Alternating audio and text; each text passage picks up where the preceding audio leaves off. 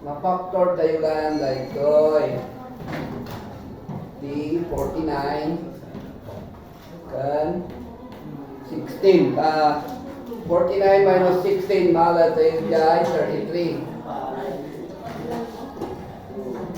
9 minus 6 3 4 minus 1 3 okay so naala tayo niya so u masapul na dahil ikat minus u masapul dahil ikat plus.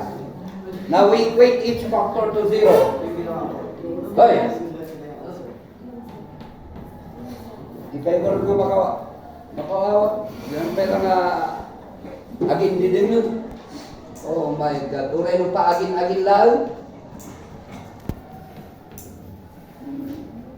Pa-answer ko ngayon dito kada kayo. Oh, this is already the last part. This is the easiest part. Oh.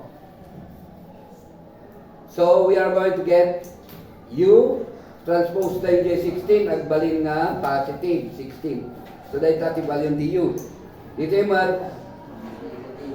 negative 49. Oh. Tata, subli tayo dyan equation.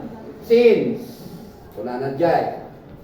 Kabit tayo ha. Since U is equal to Y squared. So katan tayo dito Y squared. So Y squared is equal to 16. Dito yung Y squared is equal to negative 49. O dito yung agbalin na square root dito eh. Square root both sides.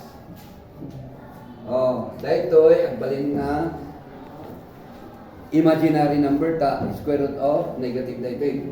So dito ay agbalin nga y is equal to positive negative 4. Dito ay agbalin nga 7i. Okay. Apa nga i? Ha? Kasi data.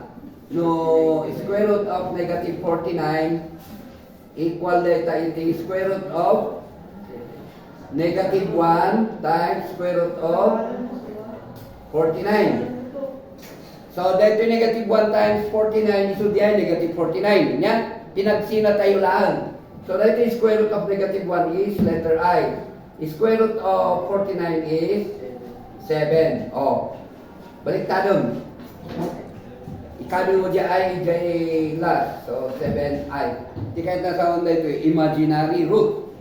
So, dahil nga equation, adati, imaginary root na nga 7i. Because the I stands for imaginary. Oh, i-check tayo ha. Kasano tayo ha? I-check tayo ka. Ha? We are going to get the easiest equation, xy. X. Balik. Isolve tayo pa dyan, the y. Ay, y, the x. So, ano ang equation natin doon? X is equal to, ano yun, 28 divided by y. So, x now is equal to 28. Ano yung tinala tayo mag-value to y? 4. Nya. So, x now is equal to 7. Okay? I-check tayo. My gosh. I-reach ko din may isang ano ko ba yung sulat?